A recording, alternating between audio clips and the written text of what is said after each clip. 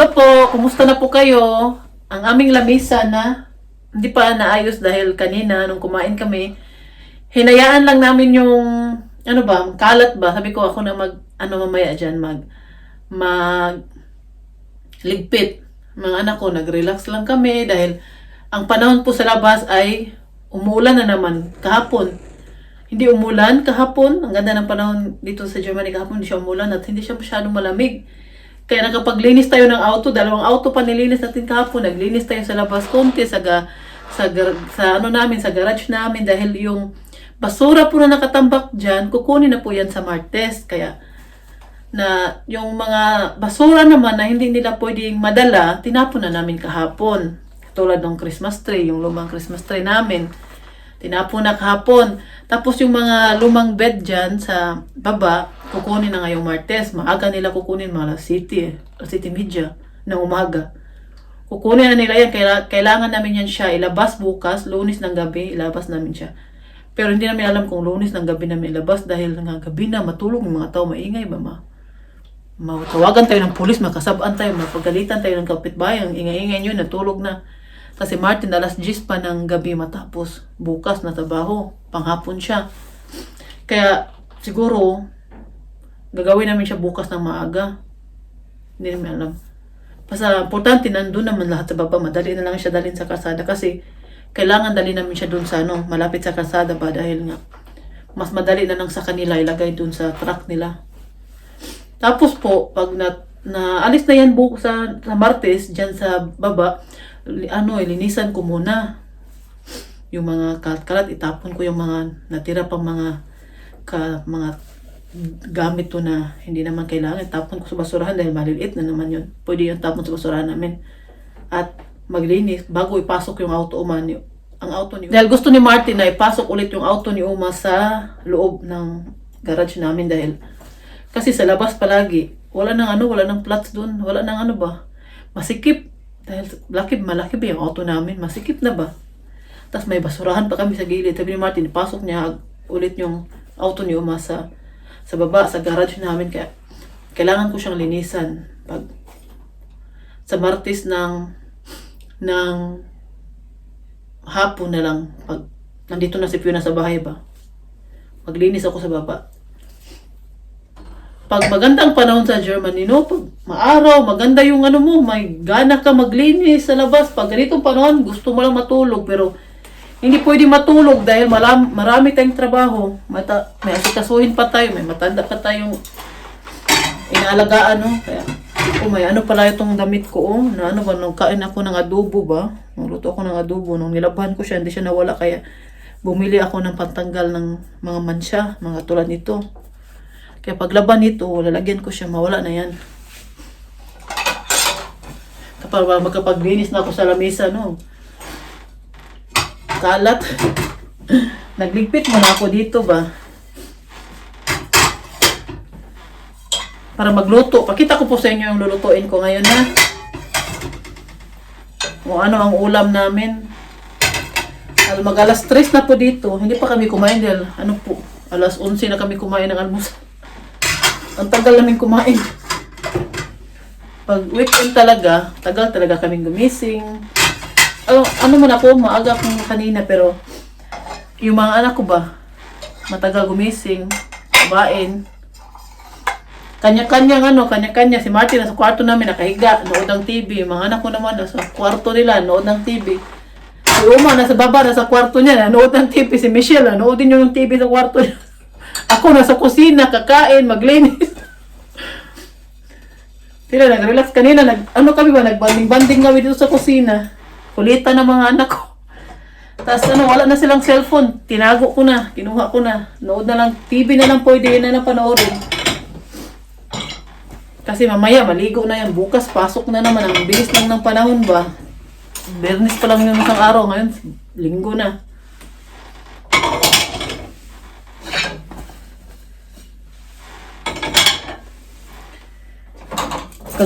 Kanina pa tong madaling araw natapos ang ating dishwasher, pero hindi ko siya niligpit agad dahil maingay, mag-istorbo natin si Uma at saka yung kapitbahay natin dyan ba. Yung katabi na namin dito, na side, yun na yung bagong kapitbahay namin. Siguro kwarto nila yan dyan. Sabi ko kay Martin, ano tayo, hindi na tayo maingay dito sa bahay natin dahil marinig na tayo ng kapitbahay natin. Yung bagong kapitbahay namin, mga bata pa, kasing edad ko ata. Yung dating nakatira dyan, mga matanda, hindi na tayo nila masyado marinig. Ngayon, mga bata, marinig na tayo niyan. Kaya, shh,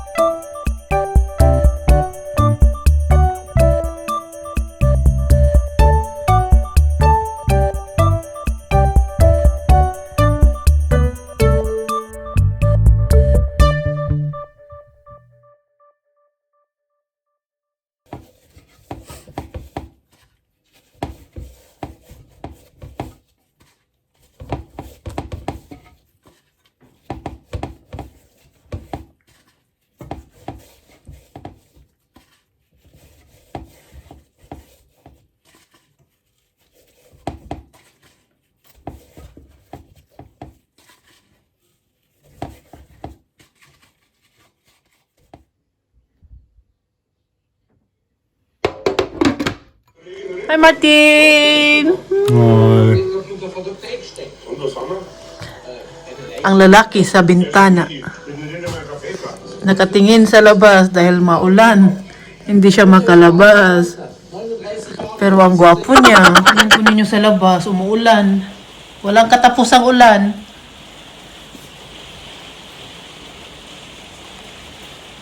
Umuulan na naman. Laba. Naglalaba. Wak kalaba kay walay planggana.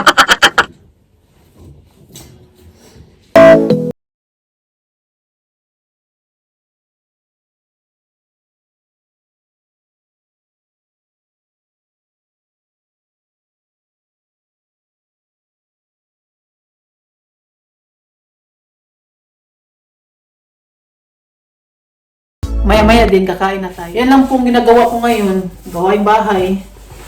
Habang may oras tayo dito sa bahay ba? Kasi alam naman po ninyo noon, kami palagi talaga umalis. Ngayon hindi tayo umalis dahil pangit ang panahon. Kaya,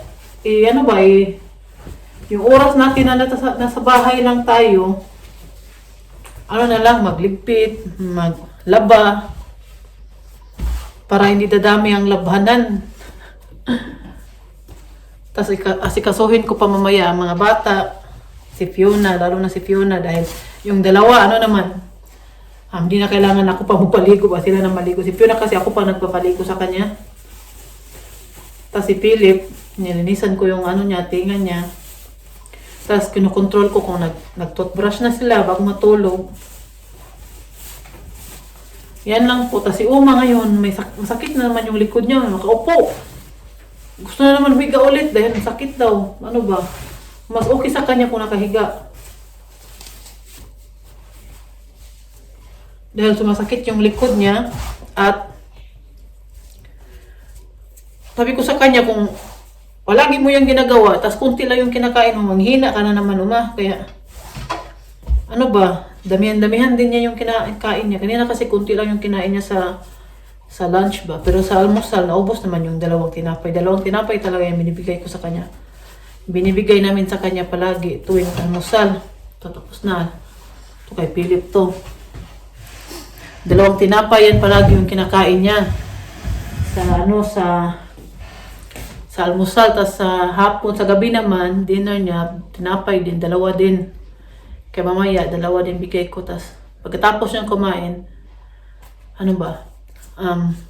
linisan ko ba? Punasan ko siya konti. Tapos papalitan ko yung diaper niya. Hindi naman siya umiihi sa diaper na, pero lang yan, panigurado na kung makaihi siya, hindi sa bed niya, hindi mabasa yung bed niya dun sa diaper na suot niya. Kaya panigurado lang yan na hindi mabasa yung kanyang bed. Lalo na pag wala ako sa bahay. Kasi po nung Bernice po, tumawag si Michelle sa akin nung papunta na kami ni Fiona sa city ba, sabi niya, Mama, dalian mo kasi si Uma, hindi daw makalakad. Sabi ko, alam ko naman hindi na makalakad. Si Uma, saan ba siya? Bakit lalakad siya? Kailangan daw niyang tulong mo, bilisan mo. Sabi ko, hindi pa ako makauwi agad-agad dahil wala pa ang bus. Ayaw ko mag-taxi po. Ang taxi po pupunta dito sa bahay namin, nasa 15 euro na. Ang lapit-lapit lang baya. Tas ang bus, 15 minutes na lang, darating ng bus. Hindi naman din sinabi ni Michelle na iihi si Uma. Sakit to yung likod niya. Pero sabi daw ni Uma, hintayin daw niya ako na dumating. Yun, sabi ko, sige. Darating din naman yung bus, uuwi na din ako agad. Nasa bed naman daw si Uma nakahiga. Binatayan lang niya. Hindi niya ginising si Martin dahil alam niya yung papa niya katatapos na ng trabaho, natutulog. Kaya dinalian ko din naman. Alam naman yung daan niya sa amin, hingalin ka talaga kung bilis yung lakad mo ba. Tapos nakita ko din si Ate Mele, yung kapitbahay kong Pilipina. Pauwi na sana siya. Gusto ko nga sana siyang isabay dahil may mga dala siya. Kasi mahina na din siyang lumakad ba. Kaya lang naman madali ako. Kasi iniisip ko din si Uma baka iihi siya o baka matumba. Sabi ko na, pasensya na, hindi kita madala dahil nga hindi kita masamahan ba kasi pupunta pa siya ng Rosman. Hindi kita masamahan dahil nagmamadali ako. Tapos inihintay ko siya na lumabas sa Rosman kasi nandyan pa yung bus sa city, hindi pa umalis. Hindi pa siya natapos hanggang nakalarga na yung bus ba, hindi pa siya nakalabas sa Rosman. Tingnan ko talaga palagi kasi nasa harap lang mismo yung bus namin sa Rosman. Hindi pa siya nakalabas din, hindi din niya naabutan din yun kung sinamahan ko siya. Di. Maghintay na naman kami sa alauna na bus, mas lalo ako matagal, ay sa alas 2 na bus kasi si Fiona nung Bernes, alas 12:30 natapos sa eskwelahan. Sabi ko sa kanya na bilisan lang niya. Buti na lang hindi ako naghintay sa kanya dahil kay Uma. Sana maintindihan ba na ganyan, hirap din yung sitwasyon ko ba? Siyempre, naisip ko din si Uma na hindi matumba. Alam pa naman yan si Uma. Pero ano po, si Uma, lumalaban yan siya. Nagawa na po niya na siya lang ang, tumayo. Tapos, upo sa kanyang arenola kung saan siya umiihin. At tawa na po niya, ilang beses na po. Sabi ko lang sa kanya, dandahan. Kanina umaga, nung pag-ring niya, nakaupo na siya sa kanyang, saan siya umiihi ba, nakaupo na siya. Sabi niya sa akin na yung gamot daw niya, naunahan ng kami ng gising niya, nag-ring na siya. Yung alarm clock ko, napa-alarm ako, hindi ko narinig. Si Martin din, gabi din yung tulog. Kasi pagod ba, si Martin kasi po, galing sa night shift, diba? Pag galing ka sa night shift kasi, matapos yung night shift niya, Sabado ng umaga, matulog muna yan siya hanggang alas 12, minsan alauna. Tapos pagkagabi na, hindi siya makatulog agad. Siyempre, nasa katawan niya yung yung panggabi na Siyempre, isang linggo, 1 week ka nagtrabaho ng panggabi, no? Di mawala agad sa katawan mo na mabalik yung normal na maaga ka matulog. Yan ang problema ni Martin pag night shift siya dahil hindi siya makatulog agad sa sunod na araw. Kaya, sabi ko sa kanya, wag ka na mag-night shift. Alam po ba ninyo, mahal ang bayad ng night shift, malaki ang kita. Walang kunti lang ang tax. Tapos kaya dyan ang gusto ni Martin. Ito na siya.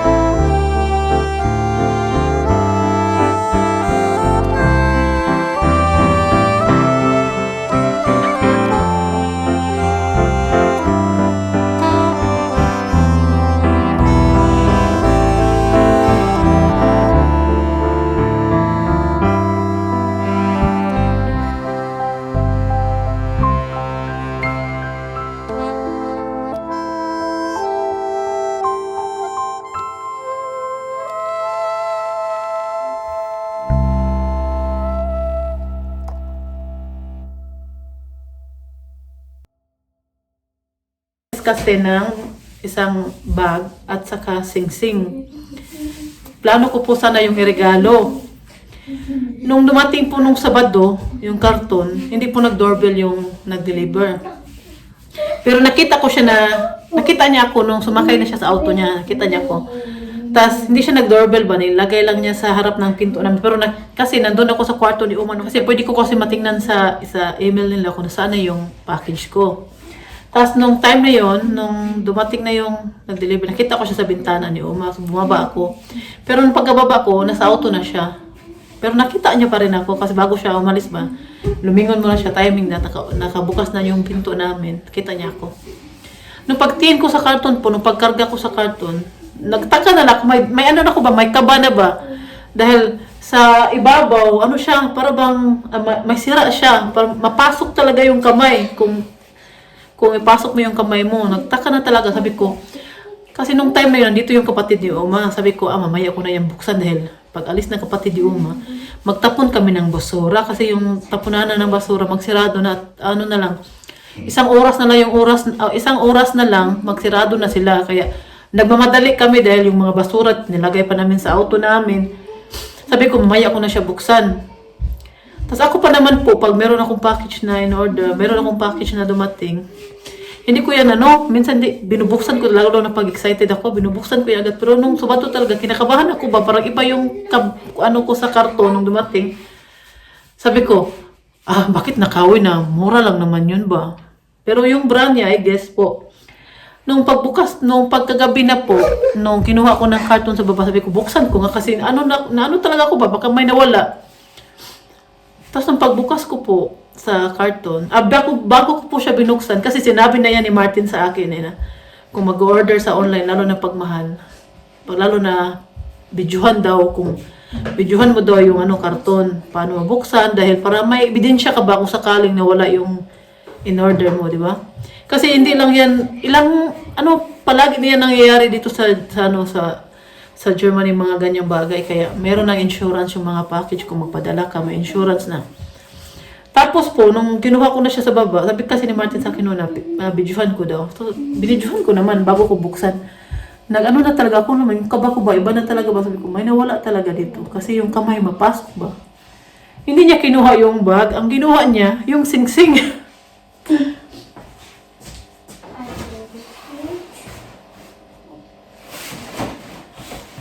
So, ito po yung karton. Hindi ko lang pakita dito na sa'yo. Pakita ko sa inyo. Ito po siya. Ito yung karton. Laki, di ba?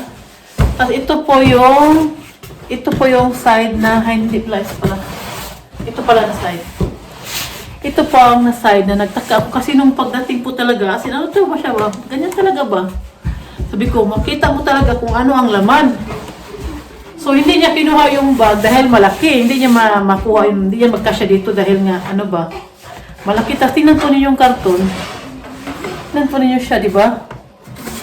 Hindi ko alam kung kinuha o nahulog. Hindi natin alam, di ba? Kaya hindi tayo pwede mamasangil. Sabi saya pa, hindi tayo pwede magbintang. So, nawala siya. So, hindi ko siya babayaran dahil hindi ko siya kasalanan. Buti na lang na videohan ko siya, may ebidensya ako. Nung pagbukas ko ng karton, hinanap ko yung sing-sing. Wala po talaga. Yung yung bag lang nandito. So, pakita ko po sa inyo. Pero itong bag na to, isauli ko na din. Nawalan ako ng gana. At hindi ko din siya nagustuhan. Kasi regalo ko din sana to ba. Hindi ko siya nagustuhan yung style niya. So, isauli ko siya. Pero bago ko siya sauli, gusto ko siya ipakita din kay Michelle kung gusto niya. Kasi sa guest po sa online, kung bibili ka ng dalawa, at sale yung binili mo, meron ka pang extra 25%. Kaya sobrang sulit, diba? So, meron kasi akong regaluhan, kaya bumili ako. Tapos po, yun ang nangyari, nawala yung sing-sing. Yung sing-sing, maliit na box lang yun siya, nakalagay. So, pag dabang, laki ng karton, diba? Ganyan lang to, mabunot talaga kung sinadya talaga na kunin sa loob yung sing-sing, diba? So, pakita ko na po sa inyo yung laman ng karton. Sarado na siya. Hinanap ko ang sing-sing, baka nilagay lang sa loob ng bag ko, pero wala po talaga ang sing-sing. Ito po yung bag na, ito po siya. So, ito po siya. Yan po siya. Di ba? Maganda siya pero puti kasi madaling madumihan ba kaya hanap na lang ako ng ibang pangregalo kasi ano ito puti to. Pero iwan ko kung gusto ni Michelle. Nakita ko, hindi pa kasi nakita ni Michelle. Pwede din kasi ito pang ano ba, gamitin pang eskwela. Mura na lang kasi ito siya. So hinanap kong sing-sing dito sa loob. Pero hindi naman yung ganyan ang guess pag mag-order ka ng online ba. Hindi nila nilalagay yung maliit na bagay sa loob ng bag. Kasi ano talaga yan, lagay talaga yan sa loob ng karton lahat. Nung pagbukas mo, makita mo talaga yan lahat kahit kaano pa yan kaliit. Kasi ilang beses na ako nag-order sa online. Wala talaga siya sa loob. Hinanap ko na.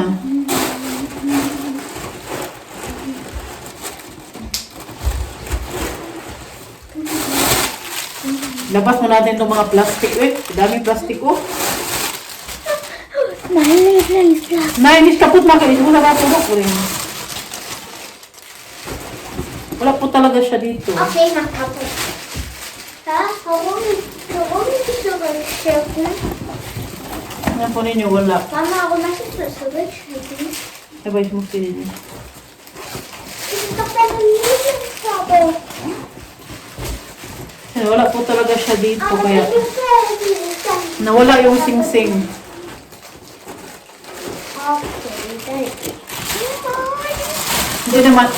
Hindi naman nila yan ilalagay sa loob ng ng bag, yung maliit na bag. Hindi niya nila ilalagay. Kasi ito lang ang meron. Itong, nila. Ito. Wala po talaga sa loob yung sing-sing. Wala yung sing-sing. Ano ba? Sabi ko ba, mura lang naman yun eh.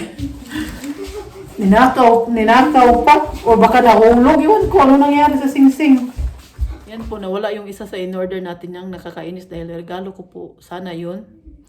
Kaya sa uli ko na lang siya. Ito, sa uli ko na lang. Hindi ko na lang siguro siya ipakita kay Michelle kasi mas gusto ni Michelle yung kulay black na bag ba. Kaya sa uli ko na yan.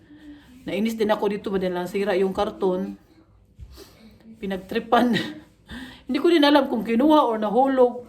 Hindi natin alam, di ba? Pero maliit na box lang yun. Hindi ko alam kung ano nangyari, kinuha ba or sadyang nahulog. Hindi natin alam, pero nangyayari po talaga yan dito sa Germany ang mawala ang in-order mo. Meron ngang Louis Vuitton ba, nawala yung niya, yung bag niya, pagbukas niya sa kanyang package, wala nang laman. Ano talaga yung babae na iyak ba dahil nga ang mahal. Pero may insurance naman kasi, basta ganyan na bagay, bidyuhan mo talaga bago mo buksan, lalo na pagmahal para may ebidensya ka, may paglaban ka kung sakaling dumating kayo sa korte. Joke lang. Pero ganyan po talaga, yun talaga sabi niya sa akin ni Martin dahil nung dumating po din yung isang package ba, nagtaka din po kasi parang binuksan ni pero salamat na nawala naman pong nawala dahil hindi niya basta-basta makuha yung yung nasa loob dahil malaki nga, kailangan niya sirain yung karton. Pag sirain yung karton, deliver, mahalata na, di ba? Ito hindi naman ang nasira, dito lang naman na side. So, nagtaka na talaga ako, kaya binidyohan ko. Buti na lang talaga dahil meron tayong ebidensya. Yun, sa uli ko po to, hindi ko po to siya kukunin dahil sayang din po kahit hindi naman masyadong mahal yung sing-sing. Ayoko din po magbayad dahil hindi ko naman kasalanan, di ba? First time po itong nangyari sa akin sa ilang beses ko na mag-order sa online. Kaya po pag nag-order kayo sa online, tapos nakita niyo na ang karton ay may sira, huwag niyo po buksan agad, videohan po ninyo or picturean ninyo na meron kayong ebidensya kung sakaling magreklamo kayo sa kung saan kayo nag-order para makita nila na na hindi mo talaga kasalanan at nasasabi ka talaga ng totoo na wala sa loob yung in-order mo para hindi ka magbayad or ibalik nila yung bayad mo kasi yung iba nagbabayad na bago nagbabayad na yung iba pagkatapos nila mag-order tapos yung iba na ako kasi saka na ako magbayad pag ilang araw na dumating na dito yung package ba saka na ako magbayad. Kaya yun po nawala po siya kaya ireklamo ko syempre kaya buti na lang na-videohan natin. Kaya po sa mga mahilig po mag-order sa online ganun din po yung gawin ninyo. Si Martin lang din po yung nagturo sa akin. Buti na lang talaga ginawa ko. Di ko binuksan agad ba. Kaya ayan na po natin ang ating video ngayon po dahil medyo mahaba na po. Kami po ay magpapaalam na para matulog na to. Maraming salamat po. Matulog na po kami. Thank you for watching. Please like, subscribe,